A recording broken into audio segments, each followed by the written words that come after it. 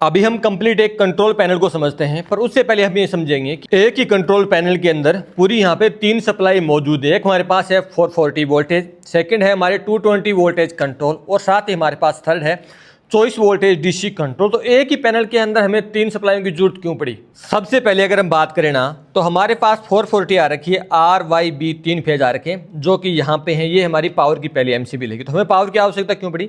उससे पहले हम ये समझते हैं कि यहाँ पे हमारी मौजूद है 440 वोल्टेज। आप देख सकते हैं ये मेरी 440 वोल्टेज है, और जैसे ही अभी नीचे है इसको ऑन करवा तो ये ऊपर की साइड यहाँ भी मेरी 440 आ जाएगी। तो यहाँ मेरी 440 आ गई। अब ये किस लिए आई? ये इसलिए आई कि इस MPCB को ऑन करूँगा, इसको ऑन करूँगा तो ये MPCB से कॉन्टेक्टर से ये जो आपको मोटर दिख रही है साइड, इस मोटर को कंप्लीट चलाने की जो कंजप्शन है ना वो 440 वोल्टेज है। अब ये 440 वोल्टेज है तो हमें ये बताइए कि आपकी ये 220 वोल्टेज कहाँ पे काम आई? भाई जो मोटर को 3 फेज से चलाना है तो हमें 220 वोल्टेज की क्यों आवश्यकता पड़ी? उसकी आवश्यकता इसलिए पड़ी कि मेरे पास जो एक कॉन्टेक्टर है ना, इसमें एक कॉइल लगी है, ठीक है। इस कॉइल को एनर्जाइज करने के लिए 220 वोल्टेज चाहिए। अब आप कहोगे यहाँ पे 440 वोल्टेज का भी कॉन्टेक्टर लग सकता था। हाँ वो लग सकता है, पर कंट्रोल के अंदर हम एक स्पेशल कम पावर लगाते हैं, 110 या 220 वोल्ट, ठीक है। अब इस कॉन्टेक्टर को ऑन करने के लिए हमें चाहिए 220 वोल्टेज। 220 वोल्टेज जैसा इसकी कॉइल को मिलेगी, कॉइल ऑपरेट होगी, उसके बाद हमारी जो मोटर है वो रनिंग में आ जाएगी। अब आप ये कहोगे कि चलो ठीक है, आपने 220 वोल्टेज कंट्रोल में कम के लिए यूज में लिया, तो फिर आपने ये जो आपको यहाँ पे पावर दिखाई दे रही है, इसको मैं दोनों को भी चेक कराऊंगा आपको। तो उससे पहले हम इसको चेक करेंगे। जो 220 वोल्टेज है यहाँ पे अगर आप देखोगे ना, तो इस साइड है 440, इस साइड है 440, ठीक है 410, और इस साइड है मेरी 220, यानी अराउंड 220 वोल्टेज। 220 वोल्टेज मेरे को मिल गई। अब मैंने आपको बताया कि ये जो कॉन्टेक्ट है इसकी कॉइल को एनर्जाइज करवाएगी। तो ये जो आपको अभी यहाँ दिख रही है 24 वोल्ट, ये भी आपको चेक करा देता हूँ कि इसको जब मैं 220 दूंगा तो ये 220 यहाँ आएगी। सबसे पहले तो यहाँ पे आपको शो करेगी कि इसको 220 मिल रहा है, आपको प्रॉपर दिख रहा होगा। और उसके बाद इसका आउटपुट में क्या निकल रहा है, तो मैं DC पे सिलेक्ट करूँगा और उसके बाद यहाँ पे देखोगे तो आपको मिलेगा ओनली 24 वोल्टेज DC।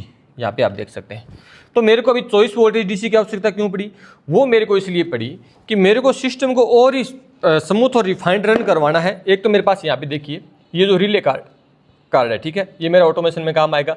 एक मेरे पास यहाँ पे आपको PLC दिख रही है, ठीक है, इस PLC को भी मेरे 24 वोल्ट चाहिए। उसके साथ ही मेरे को फील्ड के अंदर कुछ मैंने सेंसर जो यूज में लिए हैं ना, प्रोक्सीमेट्री सेंसर मैंने जो यूज में लिए हैं, जो आप ये देख सकते हैं ये वाला, ठीक है, अभी ग्लो कर रहा होगा, दिख रहा होगा वो।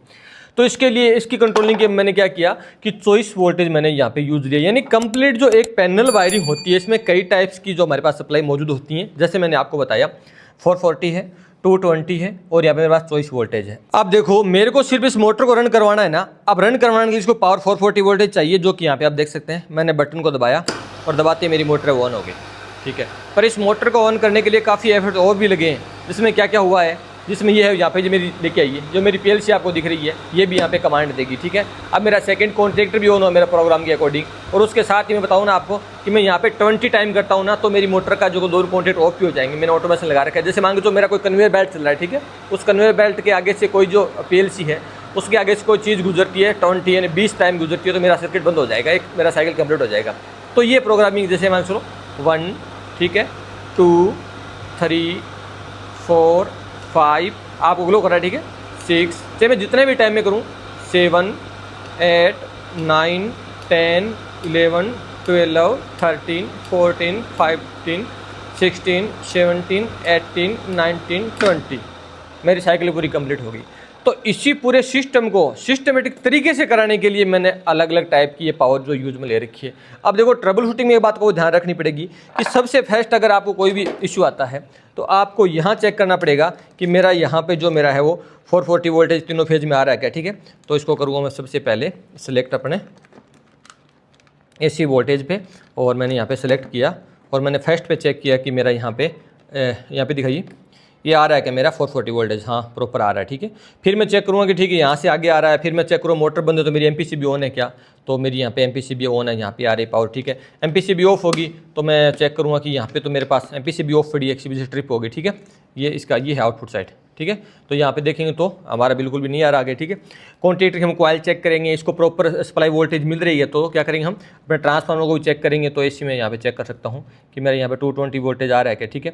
तो सारी चीज़ें जो मैं बैक टू बैक एक करके चेक करूँगा, उसके बाद मैं पकड़ूंगा कि एक्चुअली फॉल्ट क्या। अब मान के चलो कल को पूरा मेरा सिस्टम हेल्थी नहीं है, ये मेरा यहाँ का सिस्टम हेल्थी नहीं है, मान के चलो मेरी PLC हेल्थी नहीं है, सिस्टम हेल्थी नहीं है, तो मैं चेक करूँ पहले यहाँ पे कि मेरा यहाँ पे सबसे पहले 24 वोल्टेज DC तो मेरा जो SMPS से निकाल रहा है क्या।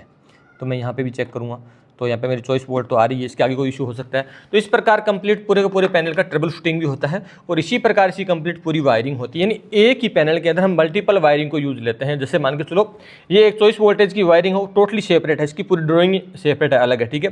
220 वोल्टेज का पूरा सेपरेट वायरिंग है, ठीक है। ये कंट्रोल में आता है, ये कंट्रोल है, ये कंट्रोल है। जो मेन कंजप्शन होता है 440, ये पावर है। यानी पावर वायरिंग को कंट्रोल करने के लिए एक तो मैंने 24 वोल्ट यूज ले रखी है, एक मैंने 110 वोल्टेज यूज ले रखी है। एक ही पैनल के अंदर काफ़ी ज़्यादा इक्विपमेंट लगते हैं, सबका सेपरेट सेपरेट जो वर्क होता है। ये जो PLC फील्ड में लगती है, ये इसका भी एक सेपरेट वर्क है, एनवेंसी का सेपरेट वर्क है, इमरजेंसी का सेपरेट वर्क है। इसमें और भी बहुत ज़्यादा सिस्टम लगता है, जैसे एनकोडर लगता है इसके अंदर, उसके बाद अलग टाइप के और प्रोक्सी लगेंगे, इसके बाद हमारे लिमिट्स लगेंगे। यानी काफ़ी बड़ा पैनल है, इसमें इतने बनेगा। अब जब किसी पैनल के अंदर मल्टीपल पावर होती है तो उसका ट्रबल शूटिंग वैसे होता है, पहले पावर चेक किया, पावर मौजूद है क्या, 440 मौजूद है क्या। अगर 440 पैनल में है ही नहीं, आप क्या कर रहे हो, पूरे के पूरे पैनल को चेक करो, इधर मल्टीमीटर लगा है, इधर कलममीटर लगा है, ये लगाया वो लगाया।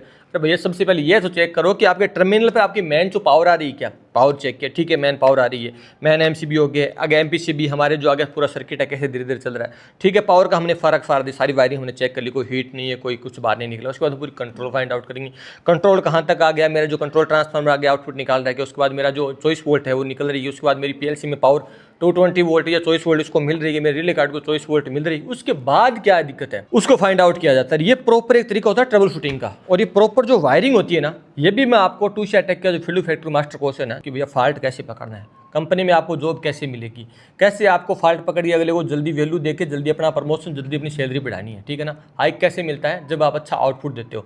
आप कंपनी में 10 से 12 साल से काम कर रहे हो, आपको बेसिक फंडामेंटल क्लियर नहीं है। जब आपके साथ कोई सीनियर या जूनियर काम आता था, आप ऐसे बंदरों की तरह इधर से उधर तार उखाड़ने लग जाते हो। क्यों कि आपको इसके रूट का नहीं पता है। आपने चलो कुछ भी स्टडी करोगे, ITI पॉलिटेक BTech कर ली, फिर उसके बाद आपको प्रॉपर ट्रेनिंग की नीड होती है। उसका बेनिफिट क्या है कि आप रूट पकड़ना स्टार्ट कर दोगे। अगर आप 5 लोगों के ग्रुप में जाओगे तो आप सबसे पहले क्या चीज़ पकड़ते हो, ये आपका एक्सपीरियंस दर्शाता है। अगर आपने काम नहीं कर रखा, आपको बिल्कुल प्रॉपर ट्रेन नहीं हो, तो आप कभी इधर हाथ डालोगे कभी उधर डालोगे, तो आपका HOD आपका सीनियर आपको आसानी से पकड़ लेगा कि बंदे ने काम नहीं कर रखा। किसी भी कंपनी को आज जैसे कैसे करिए ज्वाइन तो कर लोगे, पर उसमें प्रॉपर मेंटेन रहना भी एक कला है। फिर आप बोलोगे कि हम ये सारा तमाम काम है जो एक साथ कैसे सीखे, हमें सारा स्टेप बाय स्टेप कौन समझाए, पैनल की वायरिंग कौन समझाए, मशीनों में फॉल्ट पकड़ना कौन सिखाए, उसे ठीक करना कौन सिखाए, सारा हम प्रॉपर काम सीखे कैसे।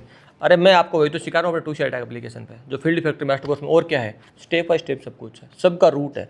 फर्स्ट चैप्टर में ये है कि इलेक्ट्रिसिटी का इन्वेशन कैसे हुआ, ये आपके घर तक आई कैसे, ट्रांसमिशन कैसे हुआ, डिस्ट्रीब्यूशन कैसे हुआ, पैनल की वायरिंग कैसे हुई, प्रॉब्लम कैसे, ठीक कैसे किया, मोटर में इशू कैसे आया, उसको आपने कैसे चेक किया, सारा का सारा कोर्स के अंदर है। आज ही ज्वाइन कर लो। प्रोसेस वही है, टूशा टेक एप्लीकेशन को डाउनलोड करो और कोर्स सेक्शन में जाके field to factory master course को ज्वाइन कर लो। आज ही अपनी सीट कंफर्म कर लो। और हाँ, टूशा टेक को अभी सब्सक्राइब कर लीजिए, क्योंकि जो नेक्स्ट पार्ट है वो PLC का रहने वाला है।